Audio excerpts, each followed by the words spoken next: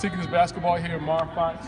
We're going to work on going through the defender or driving with contact. I got a couple of, quite a few views or comments on the video I did from way back in the day. So I want to update it, show you the progression of how to train kids, to train athletes to drive with contact. So I got some of my boys here. I got Manny, I got Jalen, and I got Mike.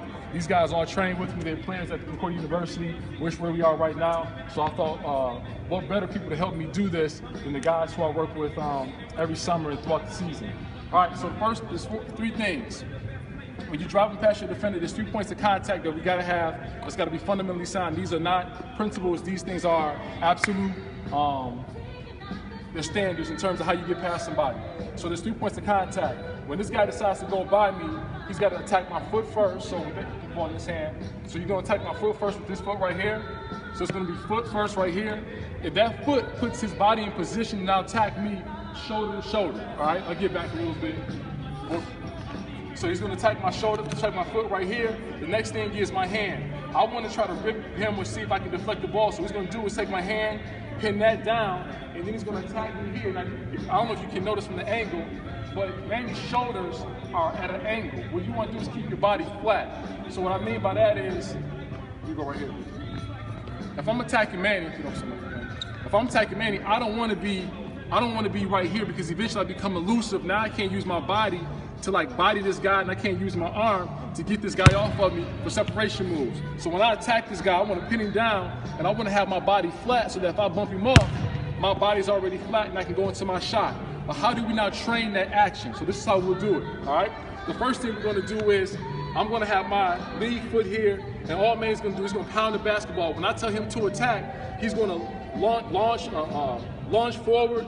He's going to pin me down, and he's going to keep that position for, let's say, 5 dribbles, all right? So it's going to look like this. When I say go, you're going to pound it.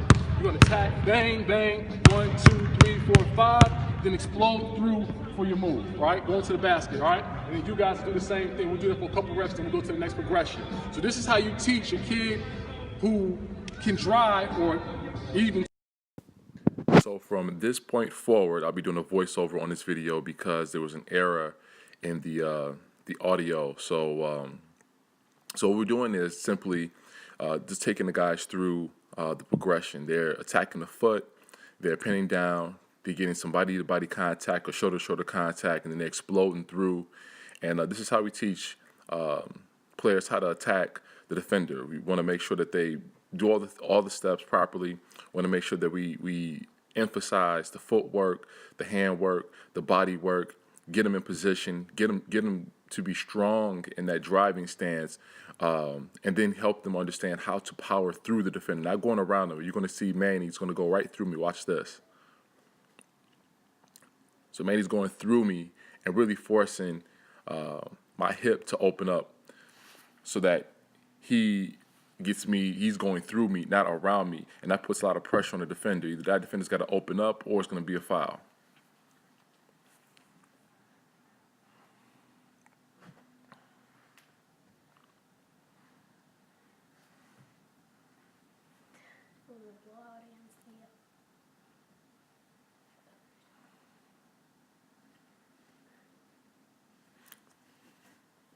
So now what we're going to do is we're going to change up the drill a little bit. We're going to make go to a progression where they're going to do the same pin down move, but now we're going to work on turning the corner. So as you can see, they're starting with their back to the basket so they can work on turning the corner and then work on the same move in terms of they're going to finish the drill the same, but we're going to start it differently. And again, a lot of basketball players have a hard time turning the corner, seeing daylight at the rim, but then converting that that turn into a straight line move. And so this is where we work on, again, just turning the corner. So whether you're coming off of a screen, whether you're coming off some sort of action, whether it's a tight curl or who knows what the action might be, but you're catching the basketball, let's say with your feet to the sideline or your body to the sideline. So how do you convert that body positioning into a score? And so now this is what a lot of people do wrong in this drill. They do a gallop action and they don't do they don't use their running stride. So if you don't use running stride, the drill doesn't translate. And that's what you saw Jalen do. He was demonstrating it the wrong way, but now he's going to do it the right way. And look at his running stride. That will translate into a game time situation. And you can use this. I like to use this drill from 15 feet, but you can use it on the 3-point line, or on the corner, on the wing, at the top. You can use it wherever you want. But again, I like to use this from 15 feet because I can get a lot of reps in with the amount of kids that I'm going running with, that I'm training with.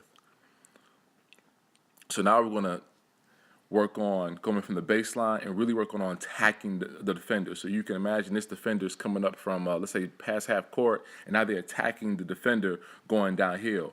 Well, so we still want to work on turning the corner. So what we do is we have that guy come from the baseline, change the speed, attack, turn the corner, and then explode all the way to the cup, and you can work on a variety of finishes. So now we're just extending the drill. This is our third progression. Now we're working on coming downhill, seeing your defender, change the speed, pinning down, and then explode and pass for a finish. And also now I'm on his hip a little bit, so now we can also simulate what happens when that guy's on your hip, and then how do you finish? Do you jump off one foot? Do you jump off two? And I think this is a great way to teach kids how to finish, because sometimes kids think that if they're being touched, they're being stopped. And when you are an experienced basketball player, you realize if you're being touched, that doesn't necessarily mean you're being stopped. Being stopped and being touched is two different things. Right now, these guys are being touched. They're not being stopped. And if they just continue their long stride, if they can long step to the basket, if they continue their footwork or progression to the basket, they'll eventually get daylight and find themselves going to the cup. So now we're going to work on incorporating some moves. So we can work on incorporating some moves, change the direction, crossover. That's a crossover, and then incorporate that pin down action and that pin down after the move. Now Jalen did the move too early, which I'm sending him back. So now he's going to do the move, and then the between the legs move, but then attack me immediately after.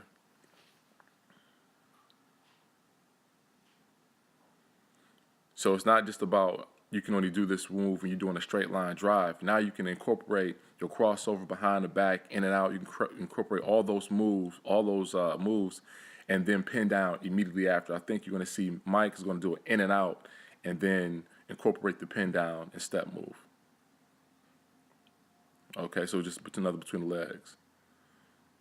Now, the guy started laughing at Mike when he fell down, but the reality of it is, because he was playing me so close, that's going to be a foul on me every single in any game. That's going to be a foul on me, and that's what you do. You put so much pressure on the defender by going through him that anytime you fall or something like that, 9 times out of 10, they're going to assume that it's because of the defender's lack of footwork or lack of because the defender was being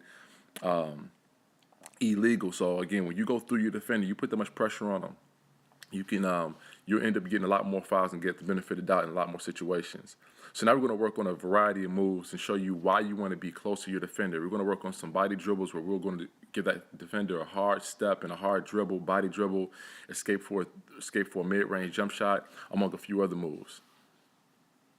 So this is the body dribble, the step back, and shot. Pin down, body dribble, shot. Great move for any basketball player to have in his arsenal to get a shot off whenever he wants to.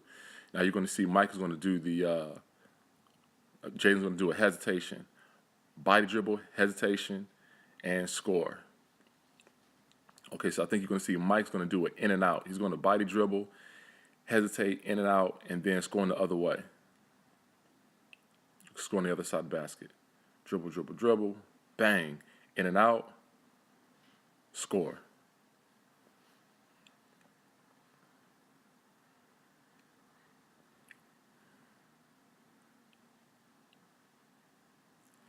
So now we're going to start to work on changing directions.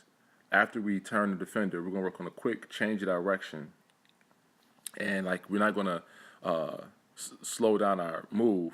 It's just a quick change, and then we want to try to get inside that defender again, so that they can't recover. We're kind of cutting them off, and then we can finish however we want to finish.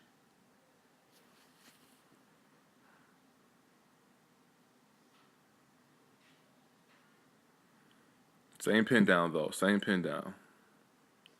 So you saw he got right back into the defender, so when that defender tries to now cut him off, it's too late. The offensive player has cut down the space, and now you're putting the defender in a situation where they have to let you lay it up or they have to foul you, because either way they're in a way, and if they don't want to be illegal, then they got to just let you do your thing. But it all stems from the same move. We're attacking the footwork, we're pinning down, we're going shoulder-to-shoulder contact, and we're putting a lot of pressure on the defensive player. And so I think this is the end of it. I'm just kind of go through some last minute tutorial. We're talking about going right at the defender. I'm going right at that defender. I got my footwork in position.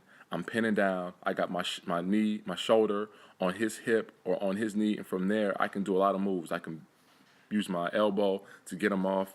I can go through him, and again, I know it sounds redundant, but putting a lot of pressure on that defender to either open up or to get out the way, or if he's quick enough, if that defender can go to the other side, if he can cut me off, then it makes my crossover and it makes my counter obvious. It makes my counter obvious because now he's taking himself out of position to stop me. And if you take yourself out of position to stop me, then then there's no other choice but for me to cross the other way. And by the time you do that, I'm going to have daylight on the other side. So I'm just thanking the guys for their participation. And then one of my other ball players, Book, who's recovering from an ankle injury, was doing all the filming. And yeah, that's it. Take care.